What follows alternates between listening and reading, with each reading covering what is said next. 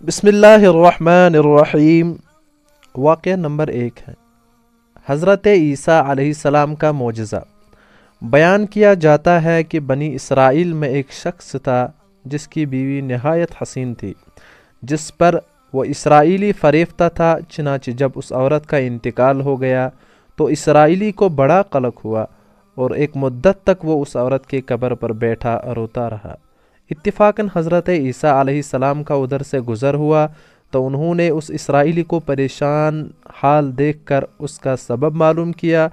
جب اسرائیلی نے اپنا واقعہ بیان کیا تو حضرت عیسیٰ علیہ السلام نے دریافت فرمایا، کیا تو چاہتا ہے میں اس کو تیرے لیے زندہ کر دوں؟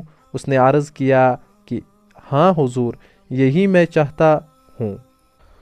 چنانچہ جب حضرت عیسیٰ علیہ السلام نے اس قبر کے مردے کو آواز دی تو قبر سے ایک حبشی غلام، جس کے ناک کے نتنوں، آنکھوں اور جسم کے دوسرے سوراخوں سے آگ کی لپٹیں اٹھ رہی تھی، حضرت عیسیٰ علیہ السلام کو دیکھتے ہی غلام نے کلمہ پڑھا کہ لا الہ الا اللہ عیسیٰ روح اللہ۔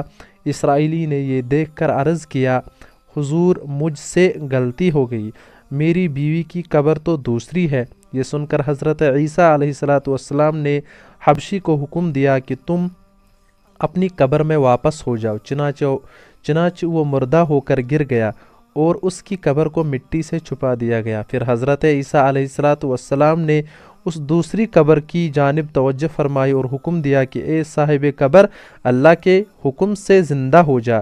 چنانچہ قبر پھٹی اور اس سے ایک عورت سر سے گرد جھاڑتی ہوئی باہر آ گئی، جس کو دیکھ کر اسرائیلی بولا کہ یا روح اللہ، میری بیوی یہی ہے، اور حضرت عیسیٰ علیہ السلام کے حکم سے وہ اسرائیلی اپنی بیوی کو ہمراہ لے کر واپس ہونے لگا، مگر عرصہ سے جاگا ہوا تھا، اس لیے اس پر نیند کا غلبہ ہو گیا تھا، اور اس نے بیوی سے کہا کہ تیری قبر پر گرہ زاری اور بیداری نے مجھے ہلاک کر دیا، اس لیے میں چاہتا ہوں کہ کچھ دیر آرام کر لو۔ بیوی کہنے لگی، ہاں آپ آرام کر لیجئے۔ چنانچہ وہ اسرائیلی بیوی کے زانوں پر سر رکھ کر سو گیا۔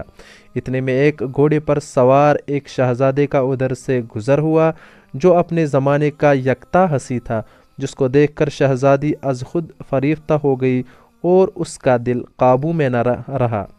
اس نے شوہر کا سر زانوں سے نیچے رکھا اور فرط محبت و غلب عشق سے مجبور ہو کر شہزادے کے سامنے جا کھڑی ہوئی۔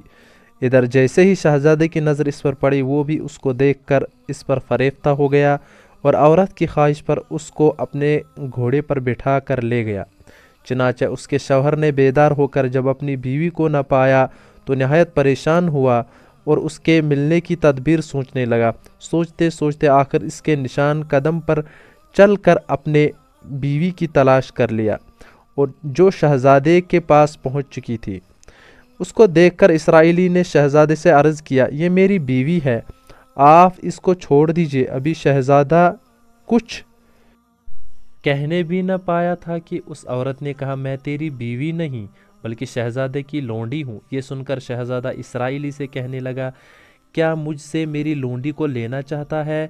اس نے کہا، خدا کی قسم یہ میری بیوی ہے جس کو میرے سردار حضرت عیسیٰ علیہ السلام نے مرنے کے بعد میرے لیے زندہ کیا ہے۔ ابھی یہ گفتگو ہو رہی تھی کہ اتفاقاً حضرت عیسیٰ علیہ السلام بھی وہاں تشریف لے آئے، جن کو دیکھ کر اسرائیلی کہنے لگا، یا روح اللہ، کیا یہ میری وہ بیوی نہیں ہے جس کو آپ نے میرے لیے زندہ کیا؟ حضرت عیسیٰ علیہ السلام نے فرمایا، ہاں یہ وہی ہے۔ یہ سن کر عورت کہنے لگی، یا روح اللہ، یہ شخص جھوٹا ہے، میں تو اس شہزادے کی لونڈی ہوں۔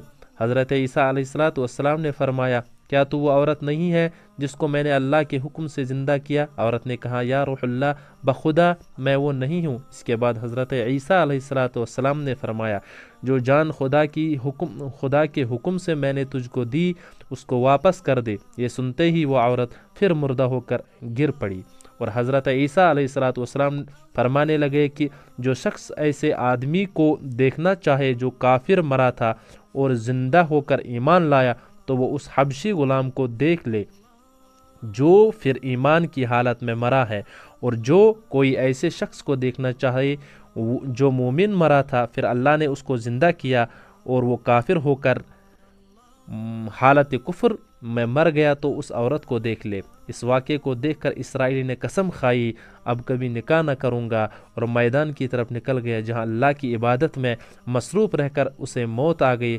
اللہ تعالیٰ اس پر رحم فرمائے۔ یہ بحوالے حکایت الصالحین ہے۔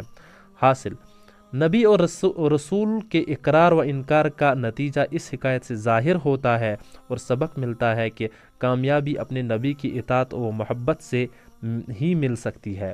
چنانچہ ہمیں بھی چاہیے کہ ہر حال میں اپنے نبی کی اطاعت کو سامنے رکھے، چاہے دل مانے یا نہ مانے، لیکن نبی کریم صلی اللہ علیہ وسلم کے طریقوں کو لازمی اپنایا جائے۔ اللہ تعالیٰ اس واقعے سے سبق حاصل کر کے عمل کرنے کی توفیق عطا فرمائے، آمین۔